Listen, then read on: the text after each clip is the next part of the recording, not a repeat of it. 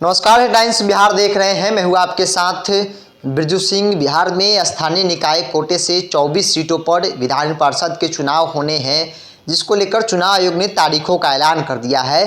बात की जाए एनडीए की, राजद की, तो दोनों, एक तरफ जो गठबंधन है, दूसरी तरफ राजद जो महागठबंधन है, दोनों ने उम्मीदवारों की सूची तक जारी कर दी है। आज कांग्रेस ने भी जारी कर दी, लेकिन इन सब के बावजूद सबकी निगाहें जो है वो कहीं ना कहीं चिराग पासवान की पार्टी लोक जनशक्ति पार्टी रामविलास पर टिकी है। क्योंकि बिहार की राजनीति में चिराग पासवान की भूमिका अहम रहती है। वो लगातार तमाम मुद्दों पर वो मुखरता से सामने आते हैं। विधानसभा के चुनाव को ही ले लीजिए, जिस तरीके से जेडीयू को डैमेज करने का काम किया, ये बात जेडीयू के नेता भी मानते हैं।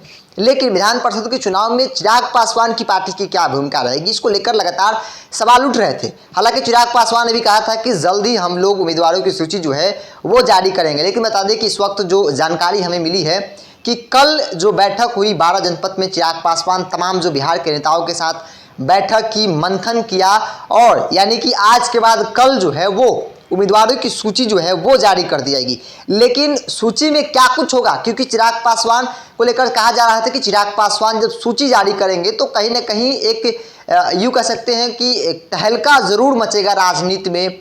चूंकि बेशक वोट बैंक की बात होती है चिराग पासवान की, तो वोट बैंक जो लोजपा की रामविलास पासवान की जो वोट रहा है वो अब भी चिराग पासवान के साथ है। ये बात हम नहीं कहते हैं। तमाम जो कार्यक्रम होते हैं, जनसभाएं होती है, या उनका जो यात्रा था, उस तमाम चीज़ों से जो तस्वीरें निकल के आती है वो इस बात के प्रमाण है।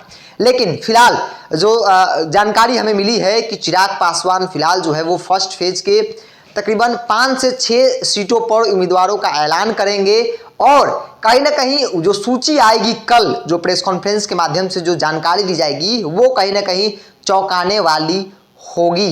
तो देखिए, कहा जा रहा है कि 5 से 6 सीटों की उम्मीदवारों की सूची जो है वो कल चिराग पासवान जारी करेंगे, और उसमें कई जो लोग हैं, जो उम्मीदवार हैं, वो कहीं ना कहीं बीजेपी से ताल्लुक़ रखते हैं। कई नामों ऐसे भी हैं जो बीजेपी के बड़े नेताओं के लड़के माने जा रहे हैं, वो हैं, उनका भी नाम इस सूची में कहा जा रहा था कि नाम जो है वो इस सूची में विधान परिषद के जो चुनाव होने हैं उसमें सूची में है।